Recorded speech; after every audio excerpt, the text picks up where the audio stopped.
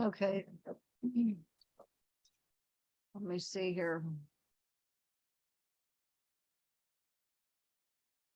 Talk about traditions.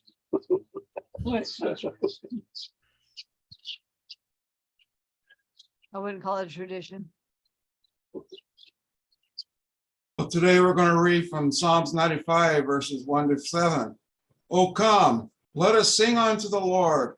Let us make a joyful noise to the rock of our salvation.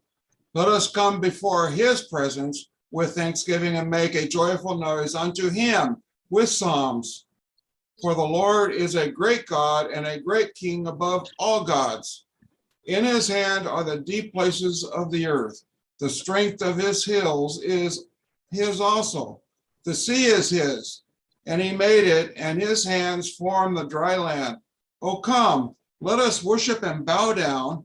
Let us kneel before the Lord our Maker, for he is our God, and we are the people of his pasture and the sheep of his hand. And he has also told us to remember the Sabbath day to keep it holy. 6 days shalt thou labor and do all thy works.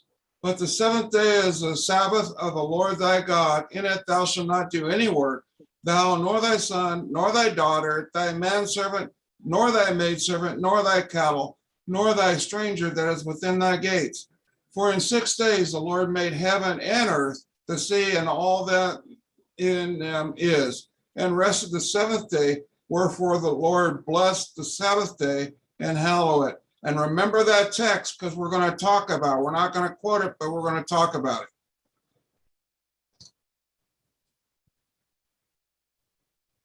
So you ready, Sandy? Yes.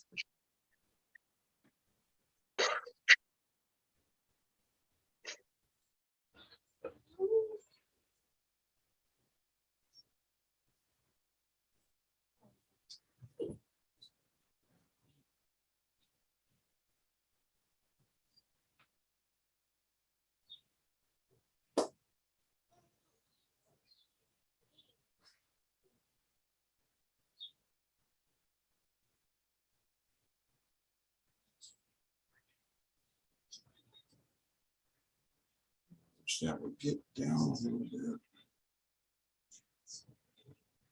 There.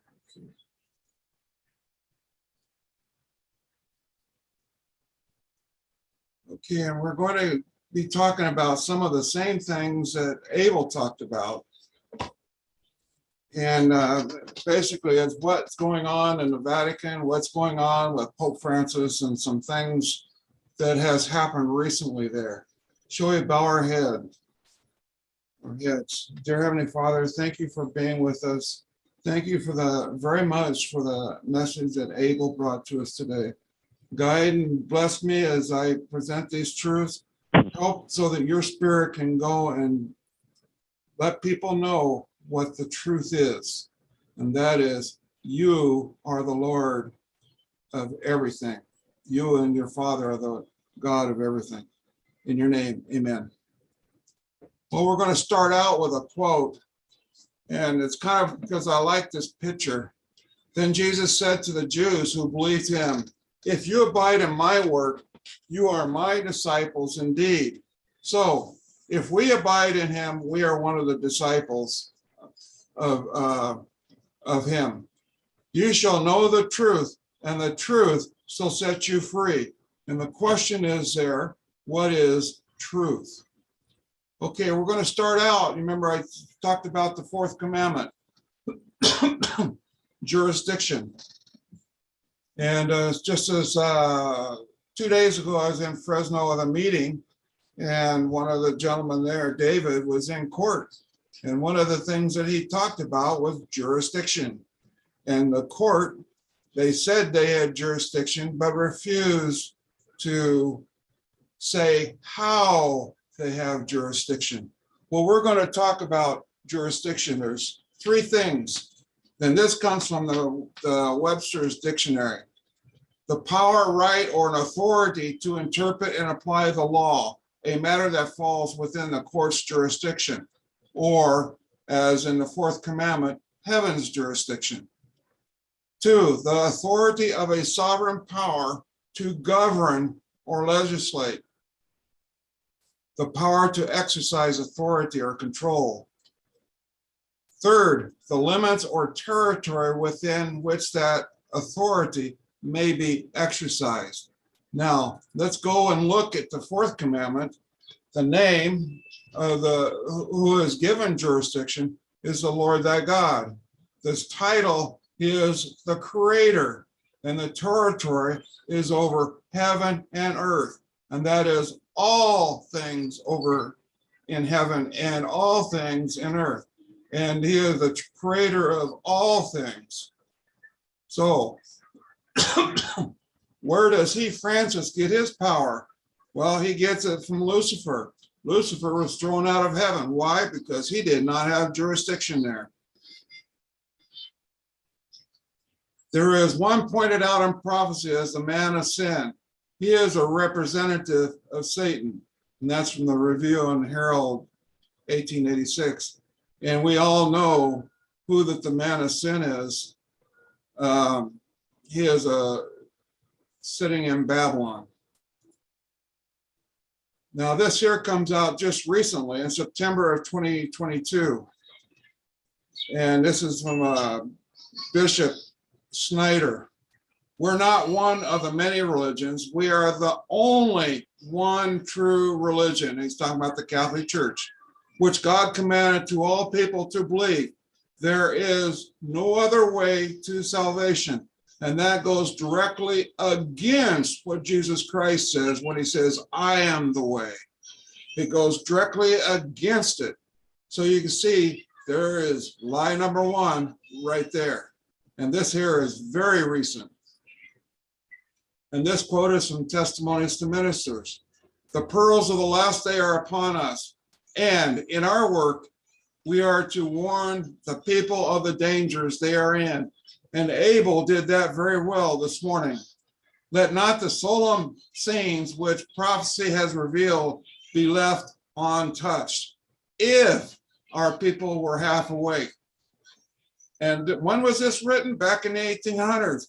If our people were half awake, if they realized the nearness of the events portrayed in Revelation, the Reformation would be wrought in our churches, and many more would believe the message.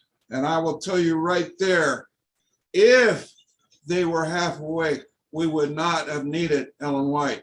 If they realized the nearness of the events of prophecy and Revelation, which Ellen White talks about all the time.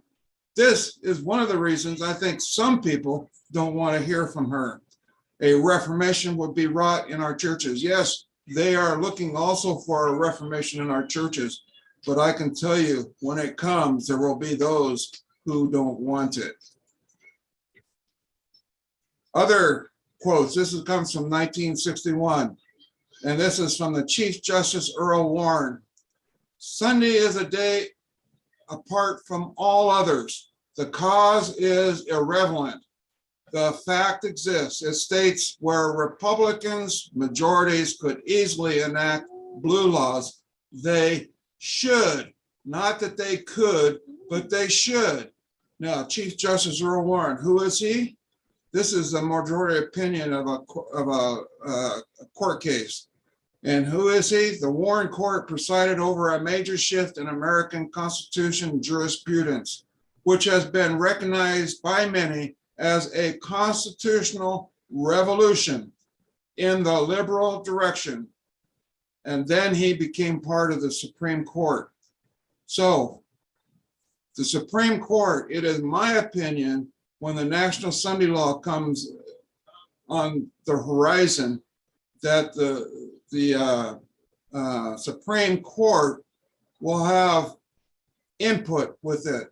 And we will see another case that's coming up very soon in the court later, in the Supreme Court later on. He wants jurisdiction over everybody.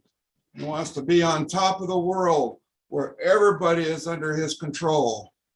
Okay, this is what I started this on. this whole presentation was this article that I seen. A campaign to collect 1 billion signatures for Rome's universal fraternity will begin on June 10, 2023. 1 billion signatures. When was June 10? That was 2 weeks ago when Abel and Dean spoke. Now, we're going to look more about what happened on June 23. Here's the article about it. We want to reach the goal of 1 billion signatures. This was said by Cardinal Mauro Gambetti, Archpriest of the Vatican Basilica, Vicar General of the Pope for Vatican City, and President of the Fabric of St. Peter, presenting the Vatican Press Room, the World Meeting on Human Fraternity, entitled Not Alone, scheduled for June 10 at 1600 hours in St. Peter. That's 4 o'clock in the afternoon at St. Peter's Square, and simultaneously in 8 other squares around the world. And this article did not say where those 8 other squares was at. Continuing, in the presence of the Pope, a part of the initiative, which will be attended by almost 30 Nobel Prize winners, inspired by the encyclical Fratelli Tutti. Now, we're going to go to an article that Pope Francis wrote in 2020 during the lockdown, and it's titled Fratelli Tutti. So I went back to look at this article, and we've got a bunch of quotes from this article, and they will be very telling, because when you compare them directly to the things that Mrs. White wrote, it will be very interesting. And if anybody wants me to send that to them, that whole article, I will later. And organized by the Vatican Foundation Fratelli Tutti, a document calling for the commitment to human fraternity. That is ecumenism, where everybody is drawn together, will be drawn up to be presented to Pope Francis and with the pontiff to all people in the world. How many? To all people in the world. Remember, he wants to control all the people in the world who feel they can accept the call to build a society based on solidarity, justice, and peace. Isn't that basically what Mrs. White said would happen? Yes, it is. Now, this is the beginning of the letter, encyclical letter of the Holy Father Francis on fraternity and social friendship. And this was done 2020 during the lockdown. Now there's 285 sections or paragraphs. This is number 17. To call for the world in which we live means to care for ourselves.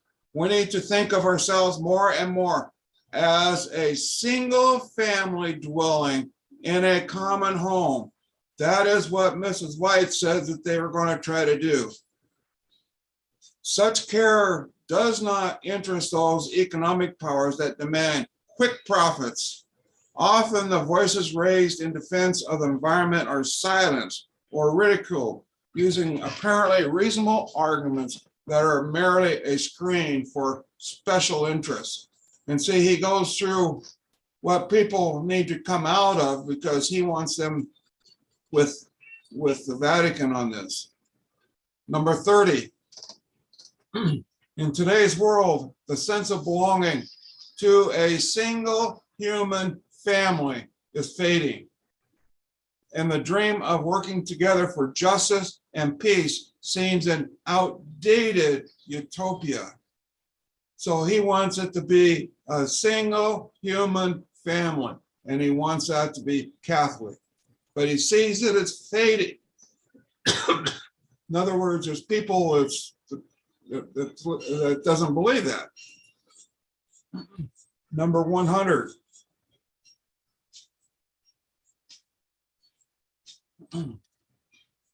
One model of globalization, in fact, consciously aims at one-dimensional uniformity and seeks to eliminate all differences and traditions in a superficial quest for unity. And you see, even if they say they're not for globalization, they are for globalization as long as they're the ones that's in charge. Number 135. And this goes to immigration here in the United States. Here I would mention some examples that I have used in the past. Latino culture is a ferment of values and possibilities that can greatly enrich the United States. And why is that? The majority of the immigrants coming in are Catholic or was raised up Catholic. For intense immigration always ends up influencing and transforming the culture of a place. What do? The people the immigrants coming in are influencing and transforming to a culture of Catholicism here in America. And that's what this here 135 section was all about. And it goes on talking a little bit more about that. Number 277 talks about doctrines. And of course, I put up on top the doctrine of keeping the fourth day holy. It doesn't mention that, but that's basically what the end time is going to be about. The church esteems the way in which God works in other religions and rejects nothing of what is true and holy in these religions. In other words, it recognizes there's things that are true and holy in them. She has a high regard for their manner of life and conduct, their precepts and their doctrines. And I put in there, this is the doctrine of keeping the fourth day holy. Often reflect a ray of that truth which enlightens the men and women. In other words, what he's saying there, it's only a ray of it. It's not the whole truth. It's only a little ray of the truth. 278. For many Christians, this journey of fraternity also has a mother whose name is Mary. Yeah, they can't leave Mary out. Having received this universal motherhood at the foot of the cross, she cares not only for Jesus, but also for the rest of her children. See Revelation 12:17, and we're going to go and look at Revelation 12:17. In the power of the risen Lord, she wants to give birth to a new world where all of us are brothers and sisters, where there is room for all those whom our societies discard, where justice and peace are resplendent. Now, it's kind of interesting that they bring up Revelation 12:17 when they talk about Mary, because they completely misuse this verse, because this verse says, and the dragon was wroth with the woman and went to make war with the remnant of her seed, which keep the commandments of God and have the testimony of Jesus. Now, this woman, they say, is Mary, went to make war with the remnant of her seed, which is the Catholic Church. That's what they're kind of hinting at. And keep the commandments. They don't keep the commandments of God and have the testimony of Jesus Christ. They don't have the testimony of Jesus Christ, as far as my opinion is. And now number 280. At the same time, we ask God to strengthen unity within the church, a unity enriched by differences, reconciled by the working of the Spirit. For in the one Spirit, we are all baptized into one body. And you see that there, they're talking about the Catholic churches, that there is all baptized into one body, in which each member has his or her distinctive contribution to make. See, what they're saying there is each person that is baptized into the Catholic Church has a distinctive contribution to make. But you know what? They won't pay attention to that, because they just want the whole world to be Catholic.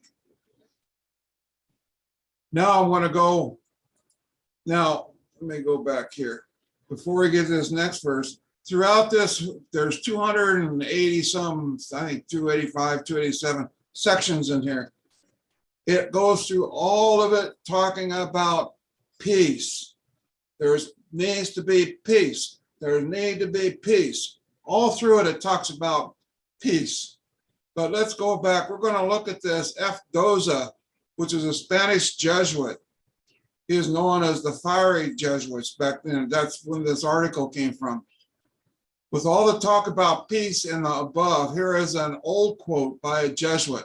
Our Father General, that's the General Jesuit, as all know, governs Rome itself.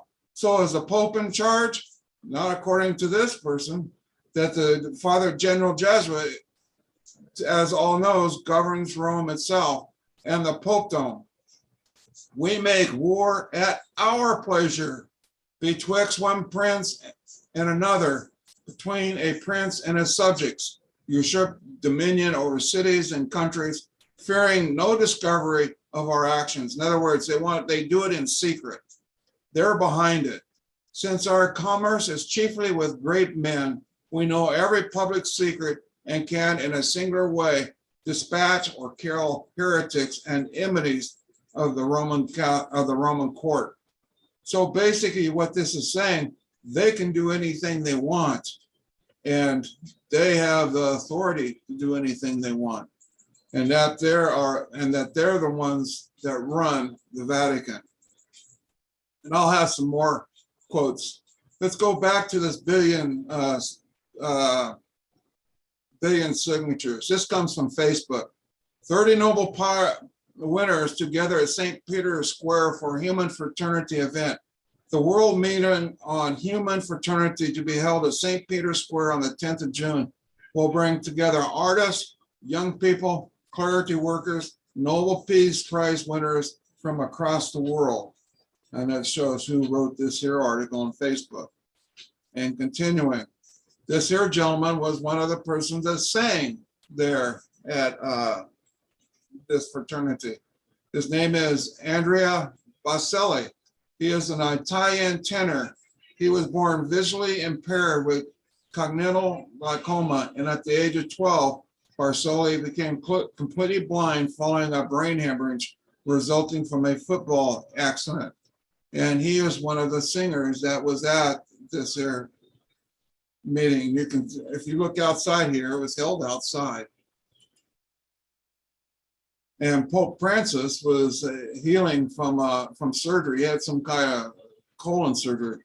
In a written address read out at Sunday's World Meeting on Human Fertility, Pope Francis offers a warm welcome and says, "The heavens above invite us to walk together to rediscover each other as brothers and sisters and to believe in fraternity as the foundation of our pilgrimage." So the foundation of them is they want everybody to walk together. And Abel brought a little bit about that, about Babylon, up earlier this morning. So let's see about, this goes back to where he gets his power. The purpose of gathering 1 billion signatures for Rome's universal fraternity is to show that the public supports the Pope's agenda and to persuade others to endorse the same cause. The goal is to raise awareness, mobilize communities, influence people, and listen to this, and work to change our thinking and behaviors. See, that's there is the basis that they wanted to do. They want to change everybody's thinking and behaviors to what their thinking and behaviors are. And let's see what the book of Revelation says about this. And the beast which I saw was like unto a leopard, and his feet were as the feet of a bear, and his mouth as the mouth of a lion. And the dragon gave him his power and his seat and great authority. And I saw one of his heads as it was wounded to death, and his deathly wound was healed, and all the world wondered after the beast. That's verse 2 and 3, skipping to verse 5. And there was given unto him a mouth speaking great things, and blasphemies, and power was given unto him to continue 40 and 2 months. And I did a whole presentation earlier on the future application of Revelation 13:5. Actually, the first 5 verses of it, if anybody remembers it. So, Mrs. White, yet under one head, the papal power, the people will unite to oppose God in the person of his witnesses. You see where under one head, they're going to go against the person of his witnesses. That's you and me. This union is cemented by the great apostate. While he seeks to unite his agents in warring against the truth, he will work to divide and scatter its advocates. You see that there, right there, she says that he is seeking to unite his angels. That's what we've been reading in this, is trying to get everybody together. And this here says exactly what he's going to be doing. He's going to be warring against the truth. The professed Protestant world will form a confederacy with the man of sin, and the church of the world will be in corrupt harmony. Yeah, thank you, Abel. You talked about that this morning. We talked about coming out of Babylon. Here, the great crisis is coming upon the world. The scriptures treat that popery is to regain its law of supremacy. And we've seen earlier, Rex, quiet. We've seen earlier about its attempt to regain its law of supremacy. Now we're going to look at one thing right here. Sabbath showdown heads to Supreme Court. And I found this here very interesting. Down below, it's probably hard for you to read, but this is one of the comments. As someone who's not even Christian, I do support the idea of there being a day of rest during the week. There's no reason something needs to be delivered on Sunday. You can wait a day, and that there is to be, the mail being delivered on Sunday. And here's the man that is about. Former U.S. Postal Service letter carrier Gerald Gios spent every day for 7 years delivering the mail in the rural corner of southeast Pennsylvania, except for Sundays when he would attend worship services and rest. But in 2019, the former Mennonite missionary, see, it says what he used to be, and son of a truck driver, said his boss forced him to close between practicing his faith or a paycheck delivering packages. And he resigned. He resigned from being a postal worker. The next week, Geoff will ask the United States Supreme Court to require employers to be more accommodating of religious observance. This here is when this was written. It's going to the Supreme Court. That doesn't mean that they will see it.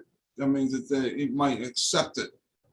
Workers, including the right to skip shifts on the Sabbath and still keep their jobs. Now on the Sabbath, this isn't the seventh-day Sabbath. This is the Sunday. Federal law requires employees to accommodate the religious beliefs of workers unless it would impose an undue hardship. They always have an exception in there on business, a standard the Supreme Court interpreted 46 years ago to mean anything more than a diminished cost.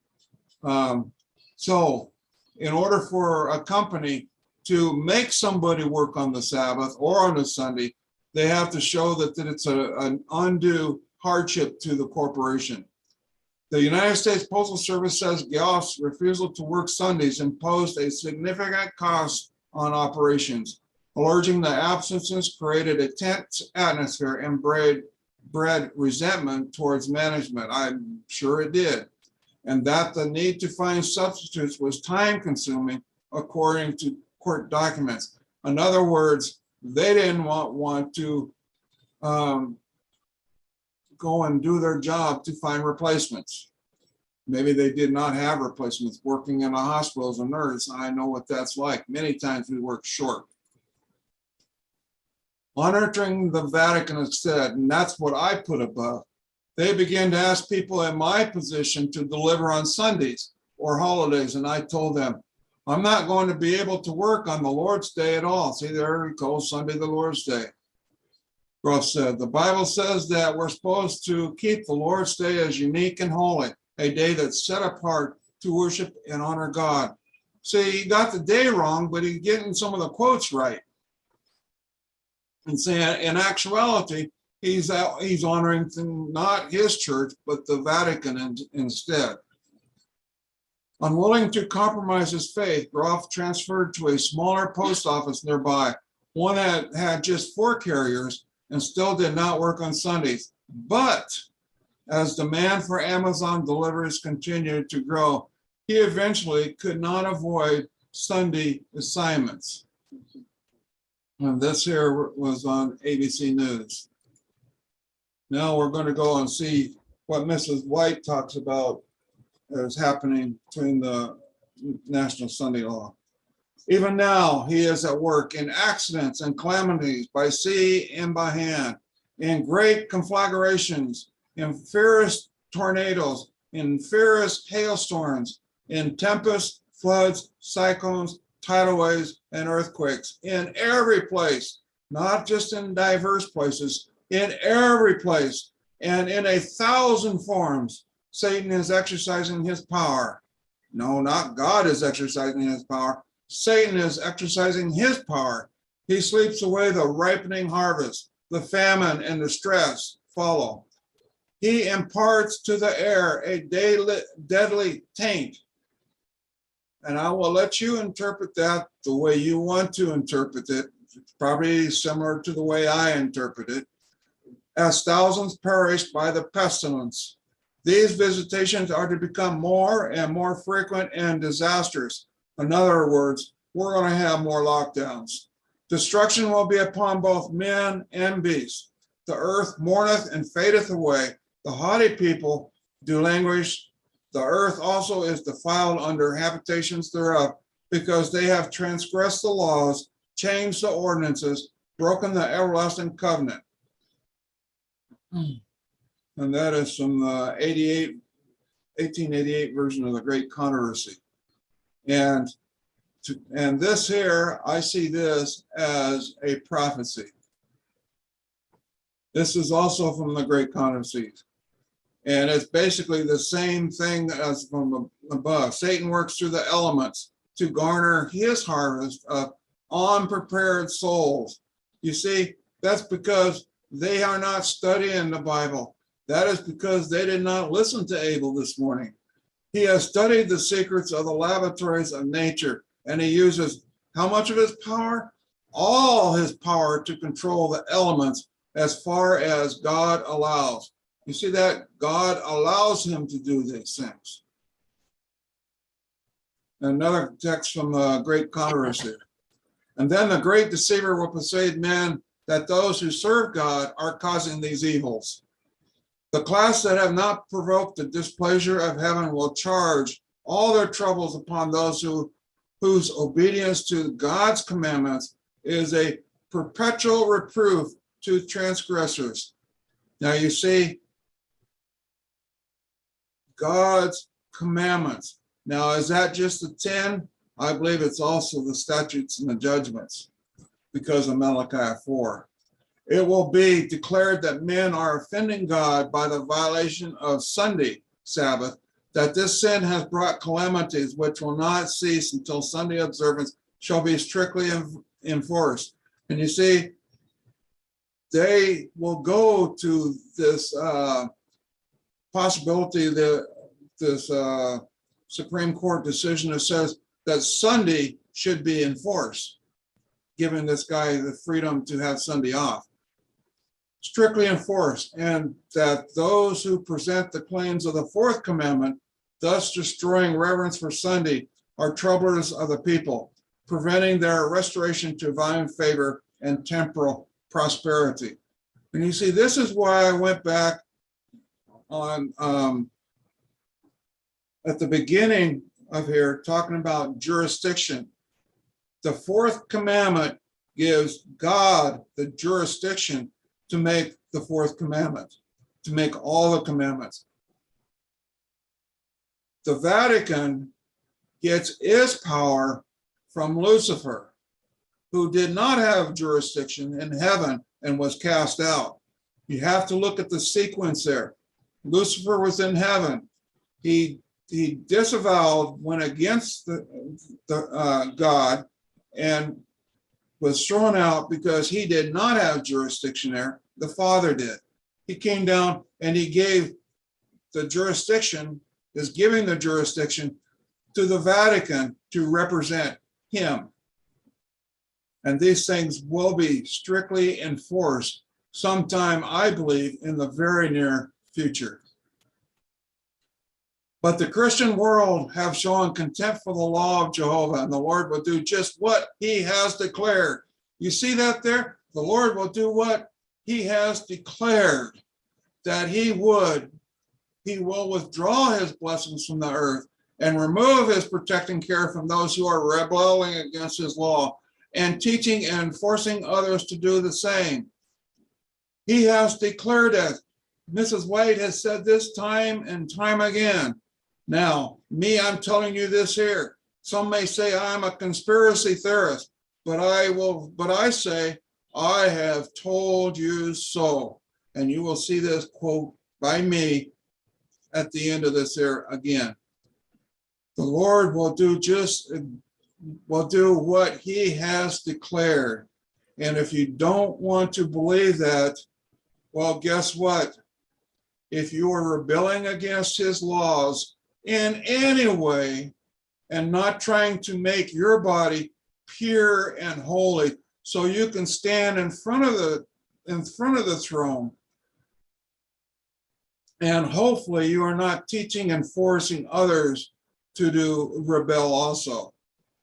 Because if you are, all I can say is, I told you so. And what did I tell you? What Mrs. White said about what God is going to do. Now here's another quote from a Spanish priest. Everything affecting the Jesuits is extremely grave. There is no playing with these men, no regard, no indulgence, no moderation of any kind. It is necessary always to treat them with rigor, harshness, and detestation with them. The least negligence may become fatal. And so when I go and talk about the Jesuits' doctrine, what they want to do, if you neglect it, it may be fatal. And this came from a Spanish priest on the topic of Protestantism and being a Catholic. Here's another quote. This one's by Avril Manhattan in 1986. Politically, she is looming ever larger at the White House. Where? At the White House. I'll say that again. Where? At the White House. You all know where the White House is and who is in there. She is a power in the Senate. Where? In the Senate. A force at the Pentagon. Where? At the Pentagon. An invisible secret agent at the FBI. You see that? An invisible secret agent at the FBI. So when I tell you that some of those people are Knights of Malta, wake up and listen. I mentioned that it was about a year or two ago, that the people doing these investigations, some of them are Knights of Malta, doing what is the Vatican wants them to do. And the most subtly imaginable prime mover of the U.S., wheel within a wheel, the Central Intelligence Agency. See, Avril Manhattan, he is talking about that that it's the Vatican that's running these planes, but they are a secret, invisible agent. That's not me. You can call me a conspiracy theorist, and all I'll say is, I told you so. He, the Pope, is acting God of this world. His word is law. The Bible is nothing. The system is in theory and practice and annihilation of God in the Bible.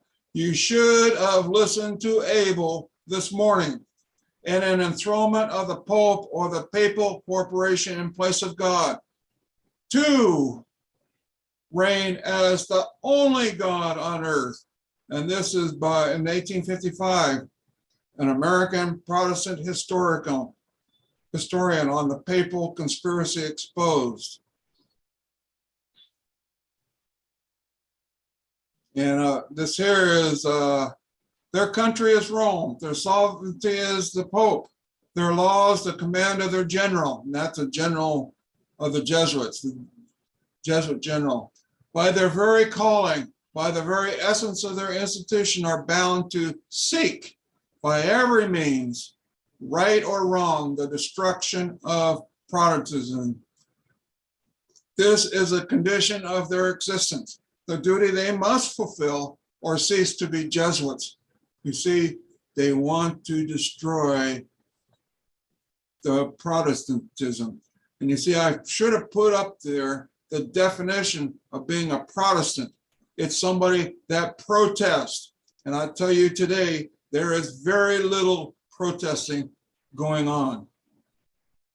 I told you so. The light that we have upon the third angel's message is a true light. The mark of the beast is exactly what it has been proclaimed to be. All in regard to this matter is not yet understood and will not be understood until the unrolling of the scroll. And this was 1899, about 15 years, 16 years before she died. And so some will say, well, we're at the time of the end. We understand it now. And I will tell you, no, you don't, because you won't understand all involved until the unrolling of the scroll. In other words, when the Sunday law comes out to hit you in the face, when those things happen, when the time of trouble comes, when the time periods of Daniel 8 and Daniel 12 come, then you will understand some of these things. And it all involves the mark of the beast, which we know is the National Sunday Law. The time of trouble was upon us. I saw our people in how much distress? Great distress. Well, people are planning, well, they're going to be protected and they're not going to be having distress. I saw our people in great distress, weeping and praying, pleading the sure promises of God, while the wicked were all around us, mocking us and threatening to destroy us. They ridiculed our feebleness. They mocked at the smallness of our numbers. They taunted us with words calculated to cut deep.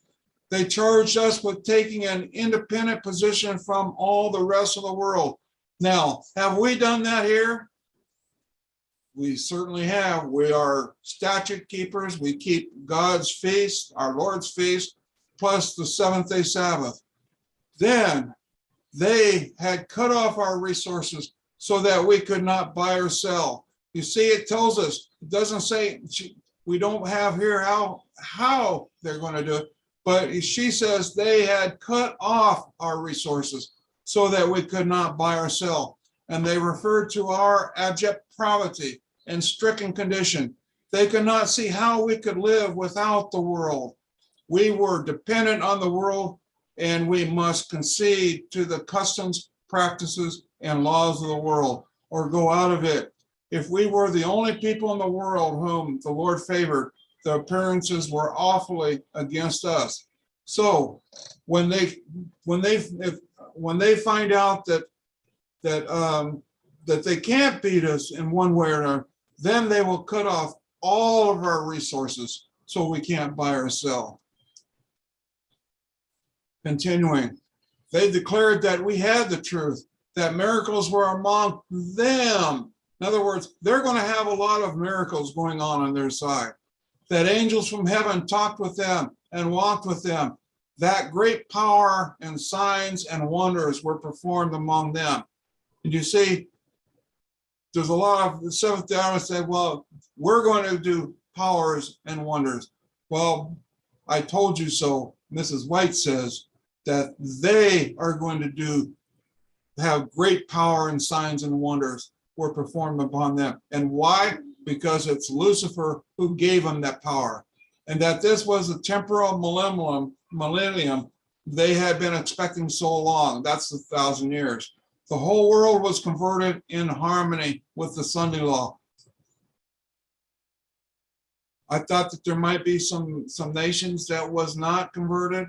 No, the whole world was converted and in harmony with the Sunday law. And this little feeble people stood out in defiance of the law of the laws of the land and the law of God, and claimed to be the only ones right on the earth.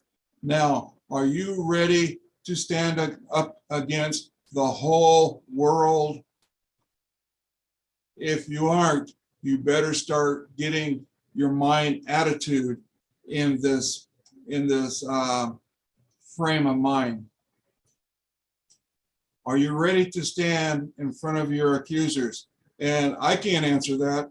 The only person that can answer that is you.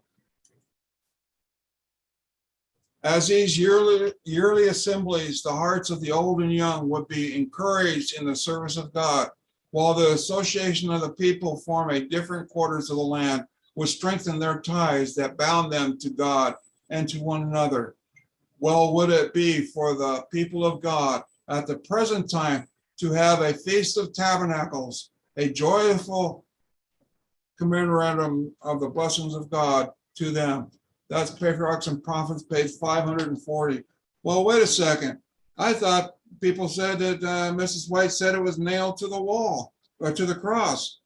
Well, here she just said, "Would," and I want to read it again.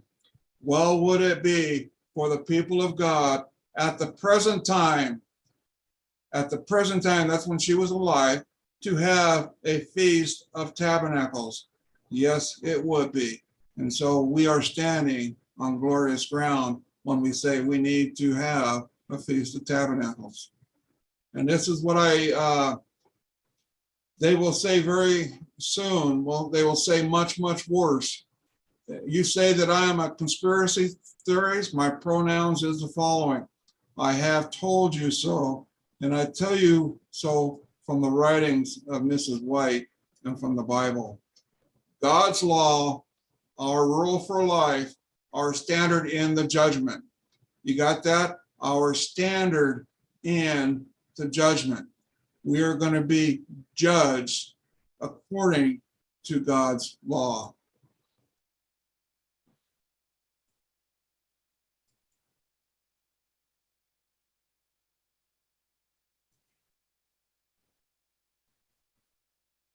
And that's it. Amen. Amen. That's right. And I'm asking myself, are you ready? Because we have no, Mrs. White also says that times of trouble have a lot of times when we look back on them have not been as bad as we thought they was when we was going through them. She says a time of trouble that's coming up, you can't say that about.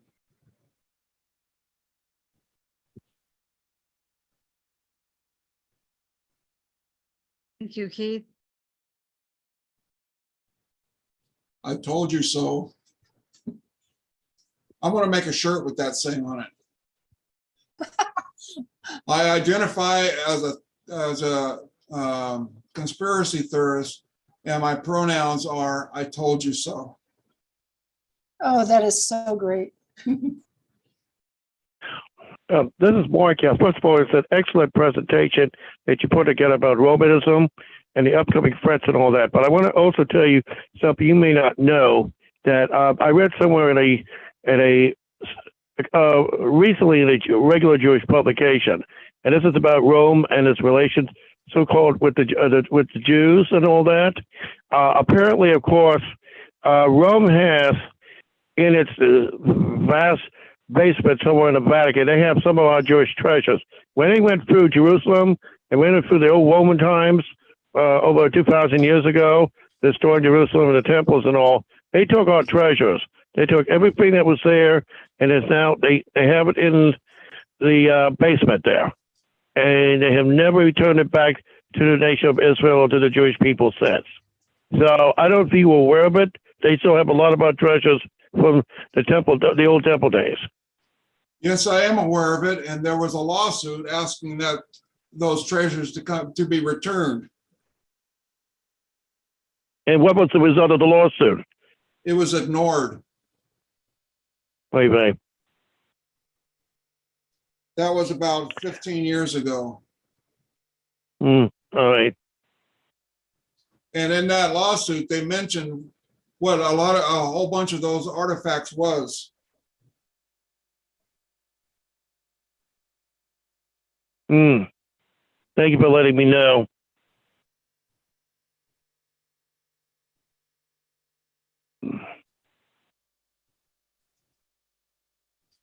One thing that I heard was starting July 1st, the UN and those folks are the WHO, the WHO, they are enacting a global digital, a global medical passport.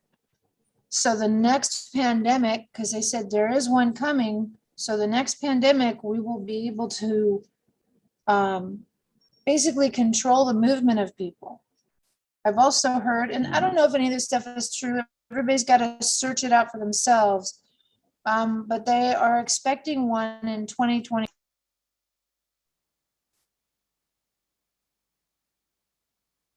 You muted yourself. Yeah, there's a lot of that going around, but it comes and goes. They say one date and then it comes and passes. So I guess we have to wait and see what's going to happen. I don't know. Melissa, you're muted. Yeah. I agree with you. We have to wait and see. They said that they got it online in June, at the beginning of June, and that they're going to implement it starting July 1st, but I have no idea. Like I said, just keep your eyes open. Everyone just watch, just like we're told by Christ to watch. Well, I don't travel, so I don't have to be concerned. I don't fly. Oops. Okay, anybody else have anything to say? Or Melissa, did you ask him for his PowerPoint?